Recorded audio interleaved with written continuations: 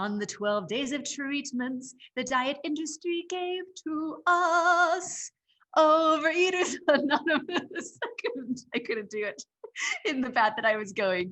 All right, you guys, we are doing a really fun review of all of the different treatments out there, what works, what doesn't work. And we've got our incredible panel here of people who have experienced incredible freedom, have had experience trying everything out there. And so you guys can learn from their experience and you don't have to spend 45 years doing thing after thing that doesn't work. So we're super excited to launch into that. So we're going to talk about Overeaters Anonymous. Overeaters Anonymous, let's talk about what it is, and then we're going to talk about people's real experience with it. So Overeaters Anonymous is a sometimes free service. Like you can go to sort of like a free meeting and meet with other people that see like overeating, like food as an addiction, and you can be able to talk and be able to connect with other people who are struggling the same way. You can usually find meetings like wherever you live, they're very available. And sort of the view of it is food as an addiction, and sort of like Alcoholics Anonymous. It's about ending an addiction and seeing food as an addiction. So what is good about it? What is good about Overeaters Anonymous is that it is very available. So you can find it wherever you are. It is free, so it's accessible to a lot of people. And although it doesn't end the problem, it has and can save lives, as in sometimes people just need a community and to know that they're not alone, which is a really important thing to have out there. Overeaters Anonymous is very integrated in our culture and society. Like people know about it. So that can be a good thing for people to know that something is out there. And so those are a couple things. So with your experience, I know that, Jen, you've been in OA, Joanne, you've been in OA. Some of the cons of Overeaters Anonymous is that it doesn't fix the problem. A lot of times it reinforces this identity of I am an addict. I'm going to be an addict for the rest of my life. Food is going to be my struggle forever. And although it's a good thing to have community together, one thing that works against people is that their community becomes dependent on having this struggle. So, well, what happens if I ever get better from this? Well, I don't have my people, I don't have my community. And not all groups would be this way, but there's a very strong common feeling of shame in it, of you are accountable to somebody else, and there's a lot of feelings of shame if you ever aren't abstinent or eat a little bit of something you're not supposed to. So the restriction that it reinforces a lot of times drives up the eating disorder, and so it a lot of times will make the problem worse. Even though it can give people a community, it has the potential to make the problem a lot worse because of the structure of Overeaters Anonymous. So I would love to just hear what were the pros and cons for you guys who've actually been in that culture, experienced Overeaters Anonymous. Jen, for you, what would you say were the pros and cons of that experience? Okay, I do have some of both. About 6 years ago, I picked up a book about addictions, and I flipped it over and it said something about resources for free stuff in town. So I found out that it's pretty much like you would think of AA meetings, like on the movies that you see. You sit around and it's basically hi, my name is Jen. I'm an overeater, emotional eater, overeater, blah, blah, binge eater, everything. And then it's basically like a confessional. You confess.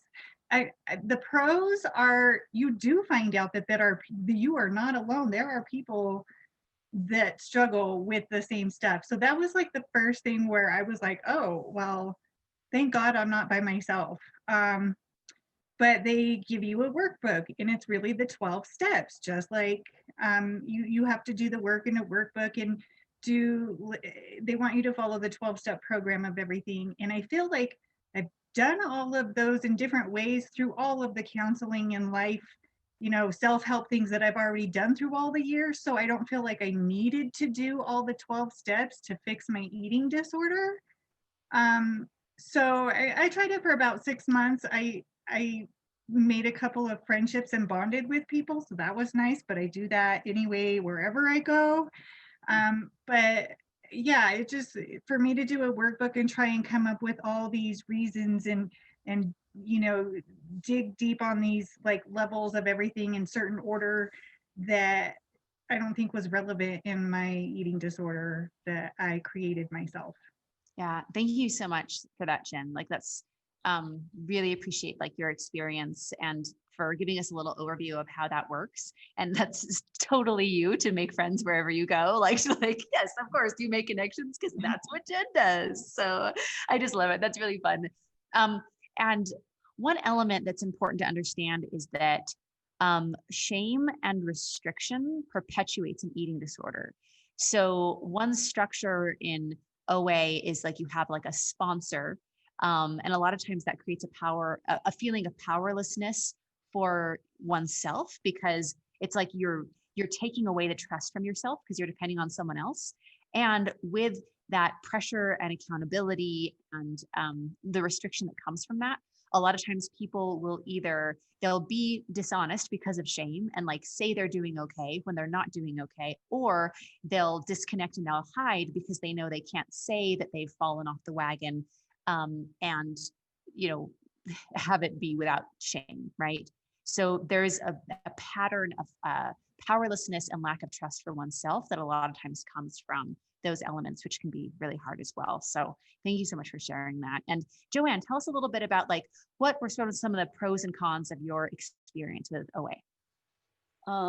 Well, the pros were, yeah, the community. That was definitely and just getting different tips, like, if you're going to make a meal.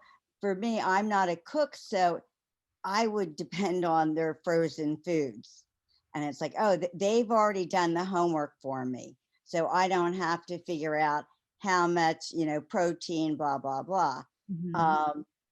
And an accountability, weighing, yourself or them weighing you.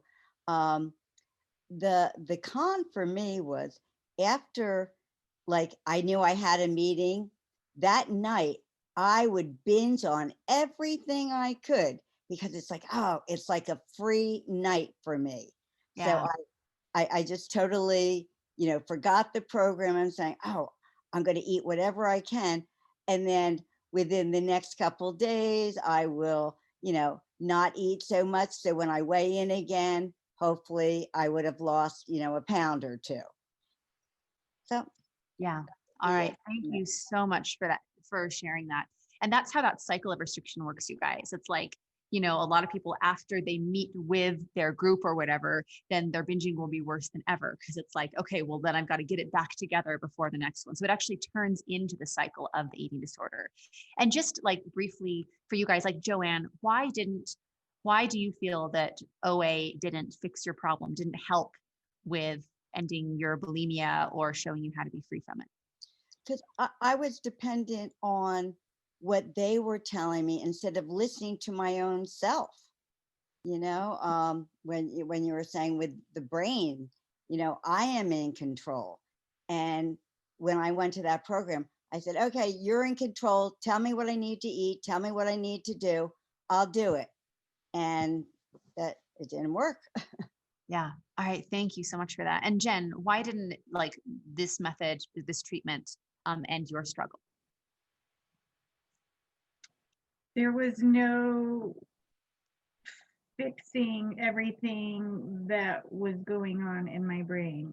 All the pattern and the monster I had created, there was no answer to that in that going to these meetings and confessing, or counting how many days I have not overeaten and then starting over. And then they give you the chips, like I've been, I haven't emotionally overate for 30 days, like, and then give you the whole chip, like that doesn't, then you have to start all over each time that you think that you overate. Who says you overate? You don't know. Whose definition of good food versus bad food, too much, like everybody's got their own definition of what is normal, and what's normal for some is not normal for others. And how, how, I don't know, just the whole, I don't know, none of it worked for me. That's all. I don't know.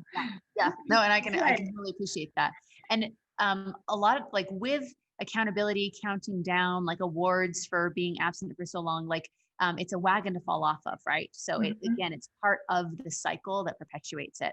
So, all right, thank you guys so much for like your real experiences, and that's awesome. And you guys, so that was our little review of Overeaters Anonymous, and tune in for our next episode of the 12 Days of Treatments for you to get like real information from real people who have really done it, so you can have that in your brain and you could make decisions for yourself. All right, we'll talk to you soon. Bye, guys.